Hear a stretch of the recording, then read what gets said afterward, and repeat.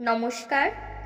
আজকে আমি আপনাদেরকে শোনাবো বিভূতিভূষণ বন্দ্যোপাধ্যায়ের লেখা মায়া। আপনাদের যদি গল্পটি ভালো লাগে তাহলে আপনারা প্লিজ আমাদের চ্যানেলটি সাবস্ক্রাইব করবেন, লাইক করবেন এবং শেয়ার করবেন। ধন্যবাদ।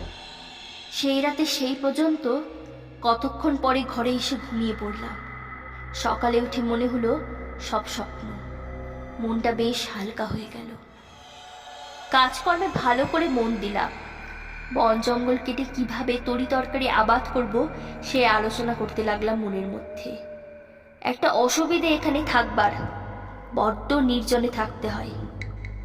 কাছাকাছি যদি একঘর লোকও থাকতো তবে এত কষ্ট হতো না। কথা বলবার একটা লোক নেই, এই হলো মহা কষ্ট। সেদিন দুপুরে একটা ঘটনা ঘটল। আমি ভাত নামিয়ে হাঁড়ি রাখতে যাচ্ছি, এমন সময় দোতলার বারান্দাতে অনেক লোক যেন একসঙ্গে হেসে উঠল। সে কি ভীষণ অট্ট হাসি!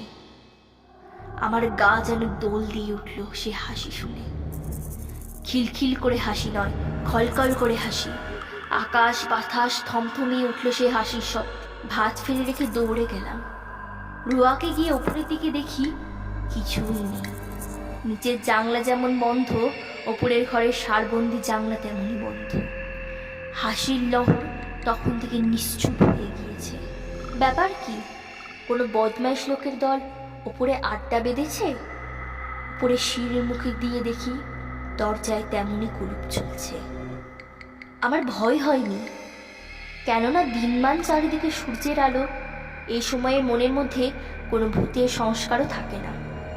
এই হাসি যদি আমি রাত্রে শুনতাম তবে বোধহয় ভয়ে অজ্ঞান হয়ে যেতাম। চাবি দিয়ে দাঁত খুলতে হতো। রান্নাঘরে ফিরে এসে ভাতের ফেন গেলে ঝিঙের তরকারি চাপিয়ে দিই। প্রচুর ঝিঙে জঙ্গলে ফুলেছে, যত ইচ্ছে তুলে খাও।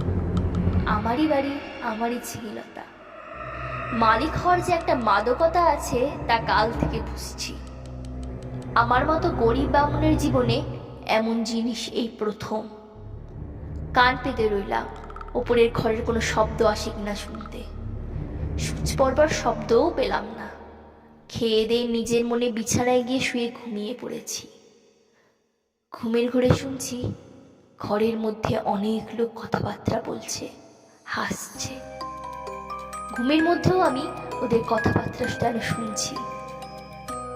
যেমন কোনো বিয়ে বাড়িতে ঘর ভর্তি লোকের মধ্যে ঘুমিয়ে পড়লে লোকজনের গলার শব্দ ঘুমের মধ্যেও পাওয়া যায়।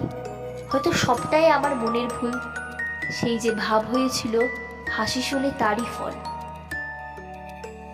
এর পরের 9 দিন আর কোনো কিছু ঘটেনি। মানুষের মনের অভ্যাস অপ্রীতিকর জিনিসগুলো তাড়াতাড়ি দিব্যি ভুলে যেতে চাই, পারেও ভুলে যেতে। আমি নিজের মনকে বোঝালুম ওসব কিছু না। কি শুনতে কি শুনেছি? বউ দেখা চোখের ফুল, হাসি শোনাও কানের ফুল, সব ভুল। এই 9 দিনে আমার শরীরে বেশ সেরে উঠল। খাই দায় আর শুধুই ঘুমাই, কাজকর্ম কিছুই নেই। কেমন একরকমের কুড়িমে পেয়ে বসেছে আমাকে। আমি সাধারণত খুব খাটিয়ে লোক, শুয়ে বসে থাকতে ভালোবাসিলে, কিন্তু অনেকদিন ধরে অতিরিক্ত খাটুনের ফলে কেমন একরকমের অবসাদ এসে গিয়েছে। শুধুই আরাম করতে ইচ্ছা হয়। 9 দিনের দিন বিকেলে মনে হলো রান্নাঘরের পেছনে সেই ঝিঙের জঙ্গলটা কেটে একটু পরিষ্কার করি। ঝিঙের লতাগুলো বাঁচি অবশ্য। ওখানে ঝালের চারা পুঁতবো। আর একটা চাল কুমড়োর এঁটো লতা হয়েছে ওই জঙ্গলের মধ্যে, সেটা বাঁশের কঞ্চি দিয়ে রান্নাঘরের ছাদে উঠিয়ে দেব। এ বাড়িতে কাজ করে সুখ আছে, কারণ দা, কোদাল, কাস্তে, নিরেন, শাবল, কুল সবই মজুদ আছে। ঘরের কোণে একটা হাত করা স্তক।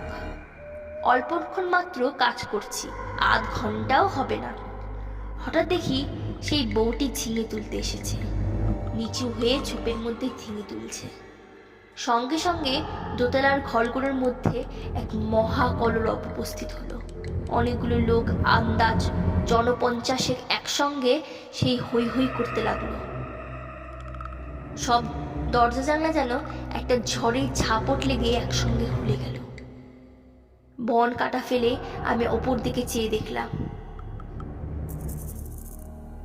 সামনের রোয়াকে এসে দাঁড়ালাম। কই, একটা দরজা জানলার কপাটা তো খুলেনি দোতলার, যেমন আছে তেমনি। ব্যাপার কি? বাড়িটার মৃগী রোগ আছে নাকি? মাঝে মাঝে এমন বিকট চিৎকার করে ওঠে। এবার তো ভুল হবার কোনো কথা নয়। সম্পূর্ণ সুস্থ মনে কাজ করতে করতে এই চিৎকার আমি শুনেছি মাত্র। এখন আবার চারিদিকে নিস্তব্ধ, কোনো দিকে কোনো শব্দ নেই। সেই বউটি আবার ঝিঙে তুলতে এসেছে এই গোলমালের মধ্যে। দৌড়ে গেলাম রান্নাঘরের পেছনে, সেখানেও কেউ নেই। সেদিন রাতে এক ঘটনা ঘটল, ভারী মজার ঘটনা বটে। খেয়ে দিয়ে সবে শুয়েছি, সামান্য তন্দ্রা এসেছে। এমন সময় কিসের শব্দে তন্দ্রা ছুটে গেল। যেয়ে দেখি আমার বিছানার চারিপাশে অনেক লোক জড়ো হয়েছে। তাদের সবারই মাথার লাল পাগড়ি, হাতে ছোট ছোট লাঠি। আশ্চর্যের বিষয়, সকলেরই মুখ দেখতে একরকম। একই লোক যেন 50টি হয়েছে। একরকম মনে হয় প্রথমটা। বহু সারশিতে যেন একটা মুখই দেখছি। কি যেন বলে উঠল, আমাদের মধ্যে আজকে যেন এসেছে। একজন আরেকটু উত্তর দিল, এখানে একজন পৃথিবীর লোকের বাড়ি আছে অনেক দিন থেকে। আমি দেখিনি বাড়িটা, তবে শুনেছি। যারা দেখতে জানে তারা বলে সেই বাড়ির মধ্যে একটা লোক রয়েছে। সব মিথ্যে। কোথায় বাড়ি আমরা কেউ দেখিনি। তবে এসো, আমরা নাচ আরম্ভ করব। বাপরে বাপ, কথাই বলে ভূতের নৃত্য। শুনে এসেছিলাম এতদিন, এইবার স্বচক্ষে দেখলাম। সে কি কাণ্ড! এতগুলো লোক একসঙ্গে লাঠি বাজিয়ে এক তাণ্ডব নৃত্য শুরু করে দিল। আমার দেহের মধ্যে দিয়ে কতবার যে এলো গেল, তার সঙ্গে বিকট চিৎকার হলো শুরু। আমার বিছানার আর আমার কোনো অংশ আর স্পর্শও করলো না। আমি যে সেখানে আছি তাও যেন তারা জানে না। ওদের হুঙ্কার আর ভৈরব নৃত্যে আমি জ্ঞান শূন্য হয়ে গেলাম।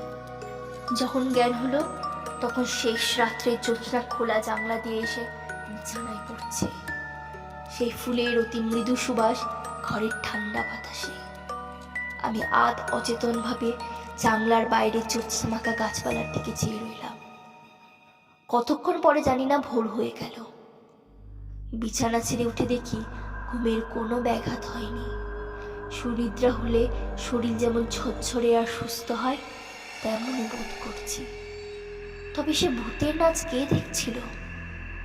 সে নাচ কি তবে ভুল? খেয়ে পরম আরামে শুয়ে ঘুমিয়ে পড়ে স্বপ্ন দেখেছি? তাই যদি হয় তবে শেষ রাত্রে ঠান্ডা বাতাসে যে ফুলের সুবাস পেয়েছি তা কোথা থেকে এলো? সেই বউটি যখন চলাফেরা করে তখনই এমন সুবাস ছড়ায় বাতাসে। সুবাসটা ভুলও হতে পারে। এখনো সেই গন্ধ আমার নাকে লেগে রয়েছে। কোনো অজানা বনফুলের সুবাস হয়তো। তাই হবে। তেল কিনতে গিয়েছি দোকানে। দোকানি বলল, কিরকম আছো ভাইয়া? বলি, কিছু দেখেছো নাকি? না। শুনেছো কিছু? না। তুমি দেখছি সাধু লোক, টুকটাক জানো নাকি ভূতের মন্তর? তেল দাও, চলে যাই, ওসব বাজে কথা। আচ্ছা, একটা মেয়েকে ওখানে কোনোদিন দেখনি?